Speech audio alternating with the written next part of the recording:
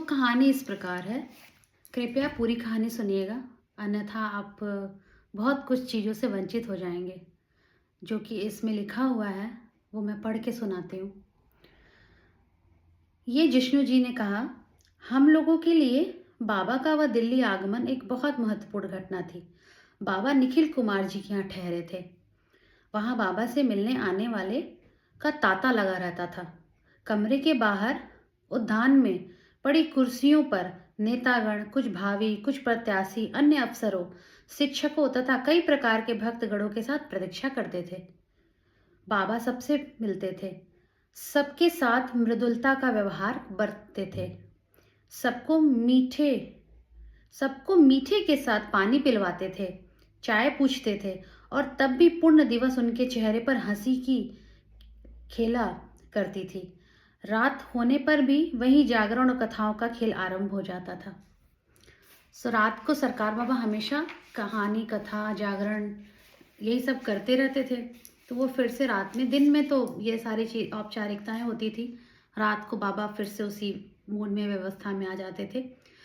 दिल्ली आने के प्राय 2 दिन पश्चात सुबह से बाबा बहुत प्रसन्नचित्त मुद्रा में थे, किंतु दोपहर बाद से लगा जैसे कुछ कष्ट कष्ट में हो। यह आभास हो रहा था कि कहीं कुछ समस्या नहीं है। बाबा उस दिन असौच की शिकायत करने लगे थे। उन्होंने बोला उनके भाषा में, हमर पेटवा आज साफ ना भइल है, मतलब मेरा पेट आज साफ नहीं हुआ है। कब्जियत हो गया है बाबा? वो पूछे जिष्णु जी। हाँ हो बुझाता, पेटवा फूलल बा, कौनो दवाई के व्यवस्था करबा? मतलब हाँ हो, मतलब हाँ मेरा पेट फूला हुआ है, कोई दवा का व्यवस्था कर दोगे? तो व्यवस्था हुई। कुछ दवाइयां पेट साफ करने वाली शीघ्र ही बाबा तक पहुंच गई, किंतु 2-3 घंटों बाद तक भी उनका कोई प्रभाव नहीं हुआ। तो बाबा ने कुछ और दवाइयां फाँक ली, कुछ और दवाई वो खा लिए, कोई प्रभाव नहीं। वे दवाइयां भी बहुत तेज, आमतौर पर एक ही किसी अन्य व्यक्ति की सभी शिकायतें दूर करने के लिए पर्याप्त होती है, किंतु बाबा उन्हें यूं लील जाए जैसे मानो कि किसी भक्त ने कोई भूजा समक्ष प्रस्तुत कर दिया हो। मतलब कि एक दवाई काफी होता है, लेकिन बाबा उसको ऐसे खा लिए जैसे लाई भूंजा वगैरह खा रहे हो। उनको ये परेशानी हो रही थी देखे कि बाबा इतना दवा क्यों खा रहे हैं। अब आयुर्वेदिक औषधि की मांग हुई, मतलब होम्योपैथ एलोपैथी खा लिए, अब उससे आराम नहीं हुआ तो आयुर्वेदिक मांगने लगा कि बाबा अवश्य कहीं कुछ अति कर रहे हैं। वो सब कुछ सोच रहे हैं, लेकिन अब किसकी हिम्मत है जो बाबा से ऐसे कुछ कहे बोले।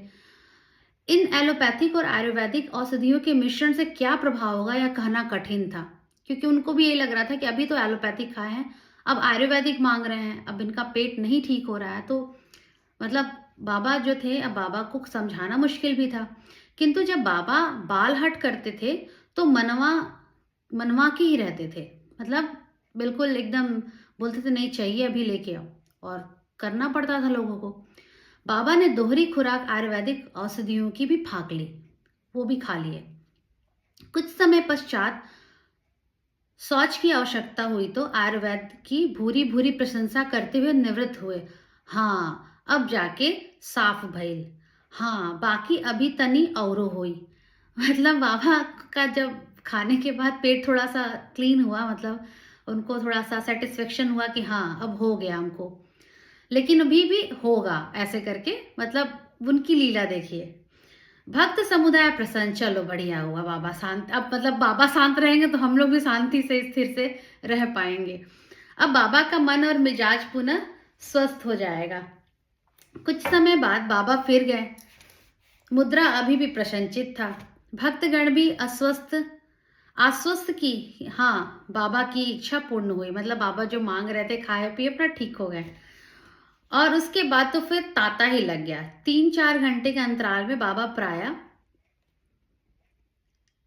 40 बार निवृत्त हुए। परिणाम वह हुआ कि जिसका अंदेशा कहीं किसी को नहीं था, किंतु जिसे कदाचित बाबा अवश्य चाहते थे। दस्त का यह सिलसिला दिन भर चलता रहा और अचानक शाम को बाबा विलाप कर उठे। अब दवा खा लिए, प्रसन्नचित मन हो गया। उसके बाद लोगों का आना जाना तांता लगा रहा, क्योंकि भाई मूड ठीक था बाबा का, पेट साफ था। वापस से फिर से बाबा को 3-4 घंटे के अंतराल में 40 बार उनको बाथरूम जाना पड़ा। उनको इतना ज़्यादा दस्त हुआ। इतना दस्त होने की वजह से बाबा बोले, अचानक से रोने लगे, विलाप करने लगे और बोले, अरे हमार हृदय घबरा रहल बा, मतलब मेरे हार्ट में थोड़ा सा घबराहट हो रहा है दिल में, हमरा जल्दी से अस्पताल ले चलो। और बोले कि हमको जल्दी से अस्पताल लेके चलो तुम लोग। मुझे मानो सांप सूंघ गया। जिष्णु जी परेशान, कह रहे क्या हो गया अचानक से, अभी तो बाबा बिल्कुल ठीक थे, अब अचानक क्या हुआ। हड़बड़ाहट में इधर से उधर भागना, इधर अरे बाबा का तबीयत खराब हो गया। पुनः बाबा चिल्लाने लगे, अरे ले चल रहे, हमारा प्राण निकल जात बा, मतलब मुझे जल्दी ले चलो, मैं मर ही जाऊंगा अभी तो, जल्दी ले चलो। फिर क्या था, बाबा को दनादन निखिल कुमार जी काली फिएट में लादे और लेके चल दिए। श्यामा जी स्टेयरिंग संभाली। डीआईजी साहब ने आनंद फानन में राम मनोहर अस्पताल में आपातकालीन विभाग को पुलिस रेडियो से सूचित कर दिया। और हाफते कांपते जब हम अस्पताल पहुंचे तो प्रायः सभी तैयारियां आरंभ हो गई थी। कुछ क्षण से जो अस्पताल से हमारा नाता जुड़ा, तो भी वह कभी समाप्त नहीं हुआ। अभी मतलब जो उस समय से उनका अस्पताल के साथ, बाबा के साथ जो नाता जुड़ा था, फिर वो समाप्त ही नहीं हुआ। वो ऐसा कहना चाह रहे हैं कि ऐसा हुआ। एक प्रकार से विश्व भर के अस्पताल ही बाबा की एक नई लीला स्थली बन गई। अब वो जो अस्पताल है राम मनोहर लोहिया, बाबा का एक तरीके से लीला स्थली बन गई, क्योंकि अब बाबा वहाँ का आना जाना अब समझ गए कि अब मतलब एक बार अस्पताल में भर्ती हुए हैं तो अब ये लंबा चलेगा। अस्पताल का यह मेरा पहला अनुभव था। अचानक याद आया कि 2 रात पहले कथा कहानी में बाबा दिल्ली के अस्पतालों की पूछताछ कर रहे थे। अच्छा, 2 रात पहले वो पूछताछ कर, क्योंकि उनको सब अंदेशा था कि अब ये सब मेरे साथ होने वाला है और आगे भी बहुत कुछ होने वाला है, तो वो इनसे पूछताछ कर रहे थे। माथा मेरा ठनका, क्या चाहते हैं गुरुदेव, किंतु सोचने विचारने की कहाँ घड़ी थी, क्योंकि बाबा इतना हड़बड़ा दिए थे सबको। डॉक्टरों नर्सों की आपाधापी मची हुई थी। हजारों प्रश्न प्रतिध्वंदित हो रहे थे। क्या हुआ, कब हुआ, कैसे हुआ, क्यों हुआ, क्या नाम है, निकटतम संबंधी, घर का पता, क्या उम्र है आपकी, आप इनके पुत्र हैं, ऐसे क्वेश्चन जो नॉर्मल डॉक्टर नर्स पूछा करते हैं। पहले कभी ऐसा हुआ है, तो उनको ये लग रहा था कि मैं अस्पताल में कम, मैं पुलिस थाने पहुंच गया हूँ। उनको ये ऐसा फील हो रहा था, मानो कि अस्पताल में नहीं, हम पुलिस तहकीकात घर में पहुंच गए हैं। और इन सब से घिरे बाबा छटपटा रहे हैं, विलाप कर रहे हैं, अरे हमरा पैखाना लागल बा, और वो तब से परेशान है, हल्ला कर रहे हैं, अरे हमको मतलब बाथरूम जाना है, हमको पॉटी जाना है, और यहाँ पे लोग पकड़ के रखे हैं, इतना सारा क्वेश्चन आंसर हो रहा है। जब तक नर्सों के एकाध प्रश्न से जूझे तब तक फिर विलाप बहुत जोर से लागल बा, हो बाबू एजे हो जाए, कुछ करा जल्दी से। फिर वो बोले, अरे जल्दी करो, मुझे मेरा यही हो जाएगा। फिर रणमत सिंह कहीं से दौड़ भागकर एक बेड पेन ले आए। रणमत जी भी थे वहां पर साथ में। बाबा के बहुत अनुयायी है, बाबा को तो मतलब कितने लोग प्यार करते थे वो तो। रणमत सिंह कहीं से दौड़कर भागकर एक बेड पेन ले आए, जिसे तत्परता से छटपटाते हुए बाबा के नीचे लगा दिया गया। उस समय से हम अपने नए जीवन की संस्कृति और उनके कल पुर्जों से वाकिफ होने लगे। तब से उनके बारे में जिष्णु जी को थोड़ा और अनुभव होने लगा उनके बारे में। कितने ही प्रश्न आनंद फानन में आए और गए, फॉर्म भरा गया, जांच हो रही है, और इधर बाबा हृदय विदारक प्रलाप किए जा रहे हैं।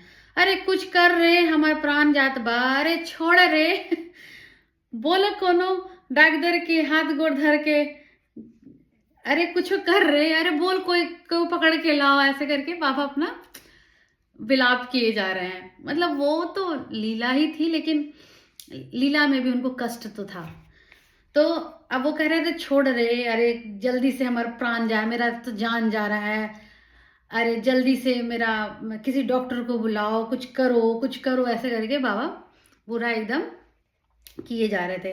तात्पर्य यह कि कंफ्यूजन का ऐसा जटिल वातावरण जहां बुद्धि अनुत्तरित होकर बगले झांकने लगी, उनका दिमाग काम करना बंद कर दिया था। यही बाबा की शैली है। जब कुछ सिखाना होता है तो बिना किसी अभ्यास के अभ्यास तक के उन्हें झोंक देते हैं। उनको कोई ऐसा एक्सपीरियंस नहीं था हॉस्पिटल का, और ऐसे लोगों के साथ बाबा हॉस्पिटल में आए थे, उनको कुछ पता ही नहीं करना क्या है। और बाबा मतलब वही बात ये कह रहे थे कि ये ऐसे ही करते हैं कि बिना किसी सैली के भी उसको वो एक्सपीरियंस दिलवा देते हैं। और फिर देखते हैं कि हमने क्या किया। यदि वह स्वनाश कर रहे हो तो हाथ बढ़ाकर बचा लेते हैं, और यदि प्रगति कर रहे हो तो बड़ी सूक्ष्मता से पथ प्रदर्शन करते हैं। जटिल से जटिल समस्याएं से भिड़ा देते हैं। बाबा ऐसे ही करते हैं। जड़ बुद्धि होकर भी व्यक्ति स्वयं यूं कार्यकुशल हो जाता है कि जैसे मक्खन में गर्म छुरी डाले। आपकी बुद्धि हो तो समझिए, और वह भी इतनी नम्रता से कि लगे कि बाबा दयनीय असहाय से होकर सहायता की प्रार्थना कर रहे हो। अब जो दूसरों की सहायता करता हो उसको अपनी सहायता के लिए ऐसे प्रार्थना करना, उनको यही लग रहा था कि मतलब वो उस तरह से लोगों को मजबूत बना देते हैं कि वो इंसान हर मामले में अच्छा हो जाता है। अगर वो कहीं गर्त में गिरता है तो हाथ पकड़ के खींच लेते हैं, लेकिन पहले वो धक्का मारते कि सीखो। किंतु यह भी बाबा की शैली है कि जब झोंकते हैं तो इस प्रकार की, यदि आपका अंतर स्थिर नहीं है तो आप हड़बड़ाकर कुछ न कुछ कर बैठेंगे। आप कितने स्थिर हैं या स्थिति के अनुरूप कितने स्थिर बन सकते हैं, यही बाबा की परीक्षा है। एक तरीके से उनकी भी परीक्षा थी जिष्णु जी की बाबा के द्वारा। रात्रि के 9 बज गए थे। आपात कक्ष के परीक्षणों से एक ही निष्कर्ष निकला, बाबा को इतने अधिक दस्त हुए थे, एक्यूट डायरेशन हो गया था, एक्यूट डिहाइड्रेशन हो गया था, यानी कि शरीर का पानी जैसे निकल गया हो। डिहाइड्रेशन मतलब नॉर्मल है कि पानी पूरे बॉडी से निकल जाता है, तो उसमें एक्यूट हो गया था मतलब ज्यादा ही निकल गया था। इसी कारण से शरीर तंतुओं में चित्कार का पूरी व्यवस्था को ही विचलित कर दिया था। यह स्थिति गंभीर थी। निश्चय हुआ कि बाबा को कुछ दिनों तक अस्पताल में ही रखा जाए, तभी बाबा की सुव्यवस्था चिकित्सा हो पाएगी और बाबा को तुरंत सलाइन सॉल्यूशन चढ़ाना पड़ेगा। वह रात्रि मुझे आज भी भली भांति याद है। मेरी स्मृति में वो पहली रात्रि थी जब बाबा इन चिकित्सकों की सुइयों से बिंधे थे। अब यहाँ से बाबा का कष्ट जो उन्होंने बताया ना, वो बहुत ही भावपूर्ण था। इस पीड़ा का या बाबा का भी दिल्ली में पहला अनुभव था और हमारा भी। डॉक्टरों का निर्देश था कि बाबा सैया पर आराम से हाथ सीधे करके लेटे रहें, क्योंकि सलाइन की सुइयां लगी हुई हैं और बोतलों में से बूंद बूंद पानी उनके शरीर में पहुंच रहा है। पर बाबा क्योंकि किसी डॉक्टर का निर्देश मानने लगे, जब तक डॉक्टर गण कक्ष में रहें। अच्छा, जब डॉक्टर गण कक्ष में रहते थे उनका निर्देश मान लेते थे, जब तक डॉक्टर गण कक्ष में रहें। हाय मैया हाय दया की पुकार करते हुए लेटे लेटे छटपटाते रहे। ज्यों ही डॉक्टर बाहर हुए कि बाबा छटपटा कर उठ बैठ गए। मैंने रोकने का प्रयास किया। बाबा लेटे रहे। सुई लगी हुई है, बहुत दुखद बारे जी सुन। मतलब बाबा बोले बहुत दर्द दे रहा है, एकरा निकाल दो, इसको निकाल दो। बाबा ने एक कातर दृष्टि के साथ उत्तर दिया, बहुत दुख रहा है, इसको निकाल दो, और शरीर को दाएं बाएं झटकने लगे। मुझे विवश होकर बाबा की बाह पकड़नी पड़ी, कहीं सुई न निकल जाए और रक्तस्राव न आरंभ हो जाए। उस समय बाबा का शरीर कितना गढ़ा हुआ था, कितना बल था उस महापुरुष की सौगंधपूर्ण भुजाओं में। बाबा ने अग्नय दृष्टि से एक बार मेरी ओर देखा और हट रे का पीड़ा से सख्त आदेश देकर भुजा झटक दी। तो बाबा बहुत क्रोध में ऐसे देखे और बोले हट रे, और उनको ऐसे झटक दिया। और जब उनको झटका तो वो सैया से दूर दूसरी वाली दीवार से धम्म से जाके टकरा गए। बाप रे बाप, मैंने सोचा जब सुइयों के बंधे होने पर यह स्थिति है तो खुले होंगे तो क्या होगा। तब तक रणमत सी भी आ गए। हम दोनों के बहुत सहेज कर बल प्रयोग करने पर भी बाबा बलिष्ठ शरीर वश में नहीं हुआ। कभी इधर तो कभी उधर, बार बार इस गंभीर झटकन से सया भी डोलकर चरमराने लगी। हमारी अनुनय विनय का कोई प्रभाव नहीं। बाबा आसन लगाकर ही बैठे रहे, झटकते रहे, माता को पुकारते रहे। ऐसा लगे कि उनकी उन्मत्त सी को वन के जटिल सौंदर्य से वंचित कर किसी काल कोठरी में बंद कर दिया गया हो और वह बार बार छूटने के लिए प्रलय और प्रयास कर रहा हो। ये उन्होंने अपना एक्सपीरियंस बताया कि किस प्रकार डॉक्टर के सामने हाँ हाँ कर दिए, डॉक्टर सुई लगाया, लगवा लिए। उसके बाद जैसे वो बाहर गया सीधे बोलने को बहुत दर्द दे रहा है, उसको निकाल दो। नहीं निकालने पर उनको डांट फटकार पड़ी जिष्णु जी को। और उसके बाद वहाँ पर रणमत जी भी आ गए। दोनों में पकड़ा पकड़ी चल रहा था। बाबा को पकड़ रहे थे, बाबा छटका रहे थे, मतलब हटाओ, ये सब नहीं करना है। तो इस तरह से वो बार बार माता को पुकार रहे थे और इस तरह का प्रलय चल रहा था। कभी कभी सोचता हूँ क्यों बाबा को किसी डॉक्टर की बात मानना इतना अखरता था। यह तो था ही कि यदि बाबा किसी कर्म फल को अपने शरीर की पीड़ा से भस्म कर रहे थे तो उसमें बाधा पड़ती थी। मतलब सरकार जो भी किसी का जो कुछ भी कष्ट अपने ऊपर लिए थे वो उसको भोग रहे थे। मतलब उसका जो कष्ट उसको एहसास होना था वो सरकार को एहसास हो रहा है और उस एहसास को दबाने का काम डॉक्टर कर रहा है। तो इस तरीके से वो उसमें बाधा डाल रहा है, इसलिए वो डॉक्टर के पास जाना या उनकी बातें सुनना पसंद नहीं करते थे, क्योंकि पीड़ा का समाधान ही डॉक्टर लोग करते थे। दूसरी बात कदाचित यह भी थी कि बाबा को प्रकृति रूप से सर्वथा मुक्त परा प्रकृति के सहचर के ही रूप में विचरते थे, जो प्रकृति के किसी भी अणु परमाणु किसी भी नियम विनियम के बंधन में नहीं है। वह तो शिव स्वरूप है, वह तो सर्वथा मुक्त है, स्वतंत्र है, असीम है। फिर वह कैसे प्रकृति के किसी सीमित अंश के नियमों को अपने ऊपर थोप लेने को तैयार हो जाए और उसे ढोता फिरे? यह तो असंभव है। तो फिर बाबा कैसे इसे मान लेते हैं? रात्रि भर बाबा यूं ही आसनस्थ हो बिता दिए।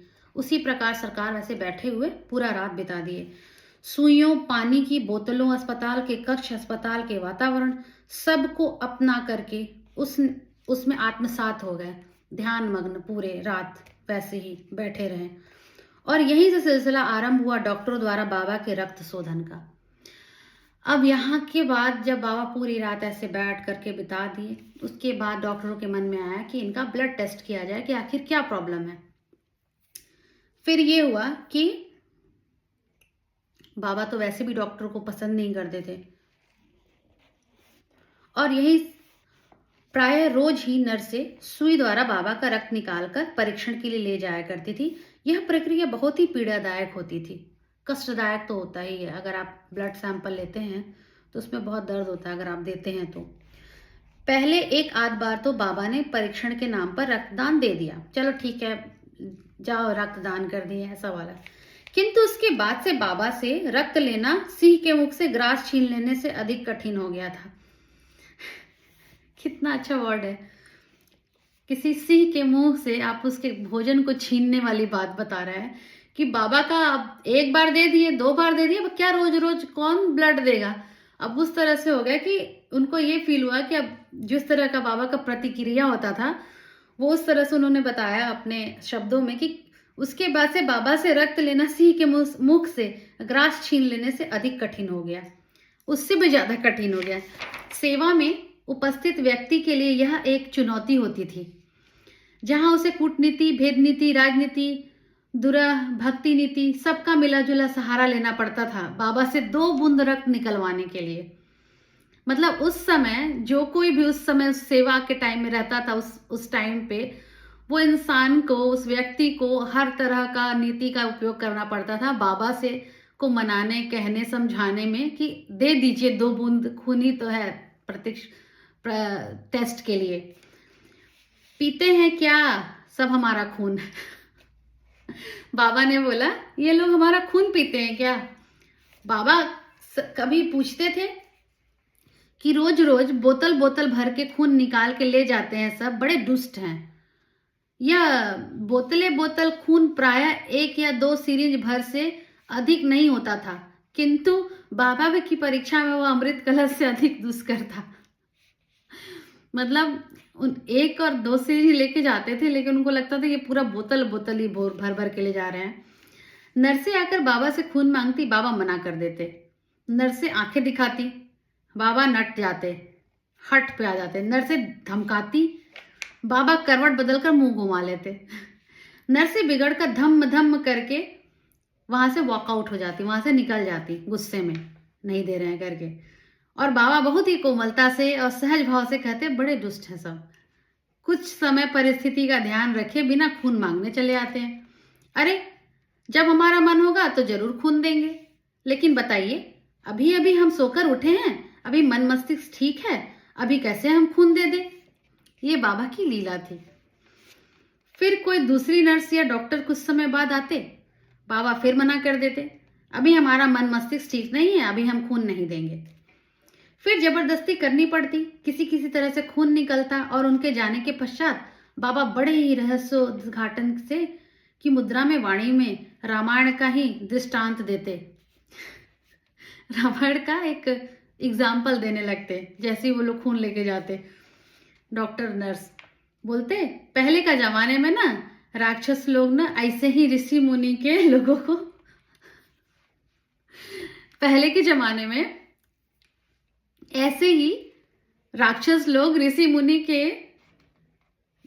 मुनि से कर वसूलता था। ऐसे ही ना सीता जी का जन्म हुआ था। वही रक्त जो उ लोग एगो घैला में जमा करके रखल था, ओसहू कौनो घैला से। मतलब कि उन्होंने बताया कि पहले के जमाने में जो राक्षस लोग होते थे वो ऐसी ऋषि मुनि का खून लेके जाते थे और उसको वो बेचारे कहाँ से कर देते, कर कहाँ से देते ऋषि मुनि, तो कर के बदले उनका खून लेके जाते थे और उसको क्या करते थे कि घड़े में भर देते थे। इसी तरह नहीं सीता जी का जन्म हो गया था। मतलब सरकार बाबा एक कथा किस्सा कहने लगे, ऐसे ही ना सीता जी के जन्म हुआ था। वही रक्त जो वो लोग एगो घैला में जमा करके रखा था, वैसे ही कौनो घैला से। सुनकर हंसी आती। बाबा भी कितनी सहजता से इस दुख के वातावरण में हास्य का फुट डाल देते थे। कहाँ तो घर की सब सुख सुविधा छोड़कर आकर यहाँ अस्पताल में डेरा डंडा जमा लिए हैं और ऊपर से रामायण की कथा सुनाते हैं। गोया कि सभी नर्से और डॉक्टर जिनके पास बाबा हर तरह के परिस्थिति का संचालन करके स्वयं आए हैं, सब राक्षस है और बाबा रामायण कालीन कोई असहाय ऋषि मुनि। अब समस्या यह है कि भगवान राम तो नाम स्वयं आपका ही है, तो फिर आप आपकी रक्षा में कौन से राम तीर धनुष ताने यहाँ आएंगे। एकदम सच बात बोले जिष्णु जी, हम उनके साथ बिल्कुल हम समर्थन करते हैं इस बात का। अब बाबा को उनका खून देना नहीं चाहते थे तो रामायण का कथा सुनाने लगे। ऐसे ही ऋषि मुनि ना जब कर नहीं दे पाते थे ऋषि मुनि लोग, तो राक्षस सब उनसे ना खून लेके जाते थे, घैला में भर देते थे। इसी से सीता जी का जन्म नहीं हो गया, उसी से हुआ ना। तो उसी तरह उन्होंने कहा कि मेरा भी सब खून ले करके कहीं कुछ घैला वैला तो नहीं भर रहे हैं। तो वही कह रहे हैं कि उस समय तो मतलब भगवान राम आए थे, आप तो स्वयं भगवान राम हैं, तो अब आपके लिए कौन तीर धनुष लेकर के आएगा राक्षसों को मारने। अब डॉक्टर नर्स उनको राक्षस दिख रहे थे। फिर तो जब भी कोई नर्स या डॉक्टर आते, बाबा यही कहते, आ गए सब खून पीने। यह समय और यह घटना हमारे जीवन की एक नई शुरुआत थी। उस समय बाबा को मुक्की भी लगा करती थी, शरीर भी दबाया जाता था। 2 दिवस और 2 रात्रि बाबा ने यूं ही कराहते छटपटाते आंखों में व्यतीत कर दिए। जब मैं ड्यूटी पर रहता तो रणमत सी जाते, जब वे रहते तो मैं जाकर स्नान आदि से निवृत्त हो लौट आता। यह क्रम कई दिनों तक चला। फिर स्नैने बाबा की स्थिति कुछ सुधरने लगी, किंतु एक बार ही नहीं। कभी कुछ समस्या निकल आती तो कभी कुछ। यह अप्रत्याशित दस्त प्रक्रिया ने बाबा का आंतरिक शरीर झकझोर दिया था। बाबा सच में बहुत कमजोर हो गए थे और इसके साथ ही हृदय कंपन की शिकायत उपस्थित हो गई। मधुमेह का भी परीक्षण हुआ, किंतु कोई सुराग नहीं मिला। रोज बीसियों भक्तों की भीड़, फूल फल प्रसाद भोग सुसज्जित अस्पताल, मतलब समझ जाइए कि दर्शन स्थली बन गया था। हर दिन कोई ना कोई कुछ ना कुछ लेके आता, बाबा को चढ़ाता, अच्छा भोग अच्छा प्रसाद। उनके इतने भक्त थे कि पूरा अस्पताल में जो दूसरे रोगी थे उनको दिक्कत होने लगा था। डॉक्टर आके बोलने लगा कि भाई आपके महाराज जी को बोलिए कि इन लोगों को ना मतलब मना कर दे। अब किसी को मना करने पर थोड़ी कोई मानता है, वो तो वहां पहुंचेगा ही। फूल इतने थे कि पूरा अस्पताल जैसे लग रहा था कि कोई वहाँ पर उत्सव वगैरह मनाया जा रहा है, सब जगह फूल टंग जाए, किसी खिड़की में, किसी दरवाजे में, इस तरह से इतने लोग आते थे चढ़ाने। तो इस बात से भक्तों के कान पर, और कितना भी मना करो, कुछ भी कहो कि भाई मत लाइए, बाबा को वैसे भी सब खाना मना है, बाबा को तो अस्पताल का खाना खाना है, लेकिन अब इस बात से भक्तों के कान पर तो जू तक नहीं रहेंगी। अलबत्ता बाबा को ग्रहण नहीं करना चाहते थे, लेकिन इसी बहाने वो मिलना चाहते थे, बाबा को देखना चाहते थे, इस वजह से वो लोग आते थे। होते होते 3 सप्ताह व्यतीत हो गए। उस कक्ष में बाबा के साथ निरंतर रहते रहते शारीरिक पीड़ा और मानसिक तनाव से जूझते जूझते दिन और रात का फर्क विस्मृत हो गया। मतलब इतना ज्यादा बाबा को परेशानी थी, तकलीफ था कि उनकी परेशानी और तकलीफ को में वो खुद ही जूझते जूझते उनको खुद ही समझ नहीं आया कि कितना दिन बीत गया, समय बीत गया, दिन रात का पता नहीं चलता था। अस्पताल के बाहर का आम जीवन क्या होता वो भी भूल गए थे एक तरीके से। अब बात हुई कि बाबा, अब क्या होता है कि कुछ समय के बाद बाबा थोड़ा सा स्वस्थ होते हैं, उनका अच्छा थोड़ा सा समय आता है, थोड़ा उनके अंदर चेंजेस आते हैं। फिर बात ये हुआ कि बाबा को 3 हफ्ता बाद अस्पताल से निकाले, कहीं कहाँ ले चला जाए। तो बात हुई कि बाबा कहाँ चलेंगे, निखिल कुमार जी के यहाँ या कहीं अन्य जहाँ पहले बाबा आए थे वहां जाना है या कहीं और। भक्त मंडली का अनुरोध था कि बाबा दिल्ली शहर से बाहर जाकर किसी एकांत में थोड़ा अपना स्वास्थ्य पे ध्यान दे और मतलब थोड़ा स्वस्थ रहें, एकांत में रहें। होते होते ये हुआ कि अच्छा, चंद्रशेखर जी के एक मित्र हैं का फार्म है छतरपुर में। जहां तक मैं जानती हूँ चंद्रशेखर जी वही हैं जो पूर्व प्रधानमंत्री, जिनकी सरकार बाबा के आशीर्वाद से 6 महीने तक थी, जिन्होंने सरकार बाबा से मांगा था कि मुझे आशीर्वाद दीजिए कि मैं प्रधानमंत्री बनूं। सरकार ने बोला कि तुम बनोगे, लेकिन तुम्हारी सरकार बहुत दिन तक नहीं रहेगी, जाओ मैं तुम्हें आशीर्वाद देता हूँ, तुम्हारी इच्छा पूर्ण हो। लेकिन तो तहार बहुत दिन तक ना रही, क्योंकि उस चंद्रशेखर जी की पार्टी में मेरे बाबा भी थे।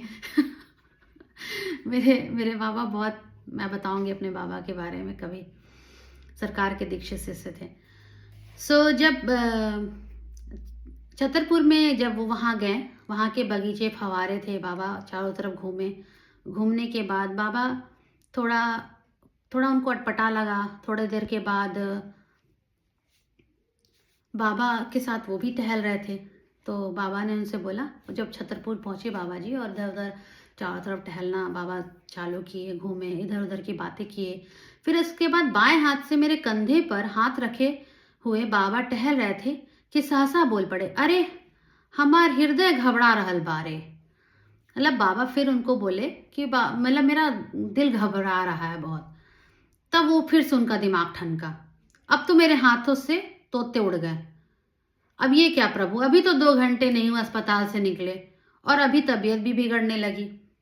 कभी भी शहर से इतनी दूर आकर अभी तो अस्पताल पहुंचने में भी 1 घंटा लग जाएगा। बाबा की हालत अचानक बहुत बिगड़ गई, सिर चकराने लगा, हृदय घबराने लगा, पसीना बहने लगा।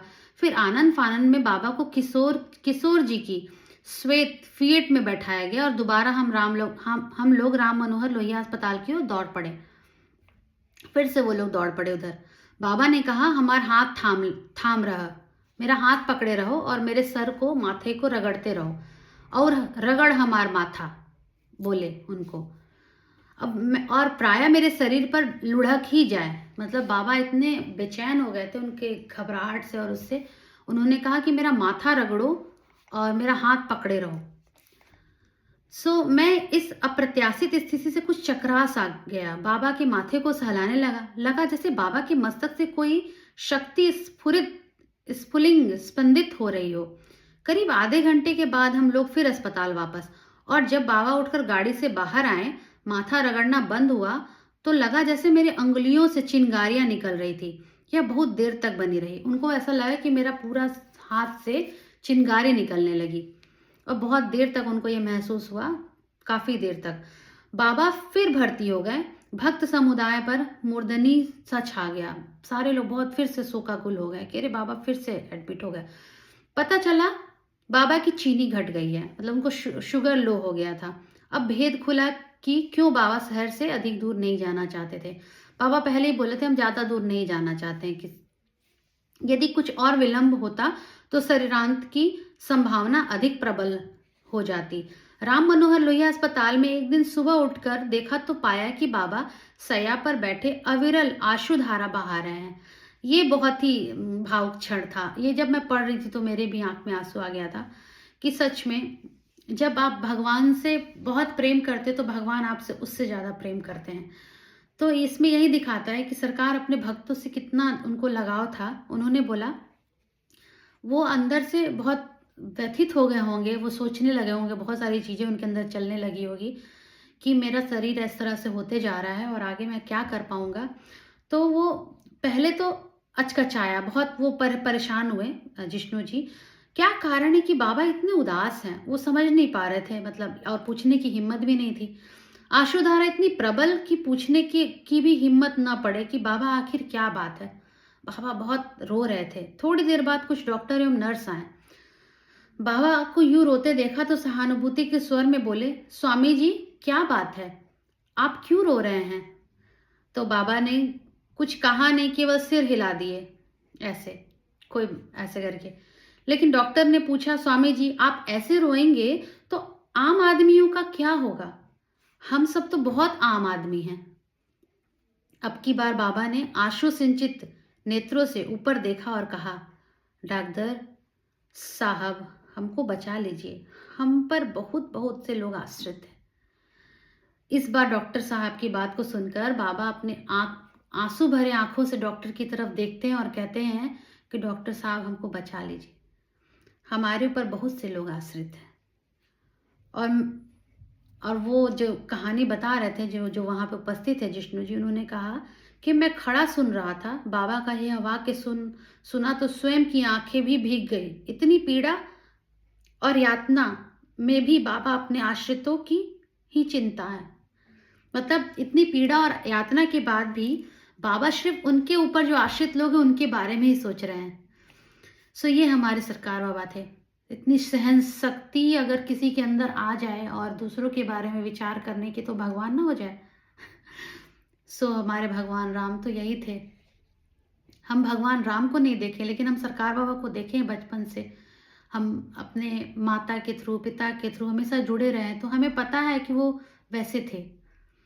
और इतनी अच्छी, इतनी मनोरम बात, मतलब थोड़ा कष्टदायक तो है लेकिन हाँ, शरीर से वो नहीं कर सकते थे लेकिन आज भी वो उपस्थित हैं। आज भी कभी आप किसी चीज़ में फंस जाइए या कभी ऐसा आपको लगे कि हाँ अब मतलब मैं कहाँ जाऊँ, मैं अटक गया हूँ, मेरे साथ कोई खड़ा नहीं है, आप सिर्फ उनको याद कीजिए।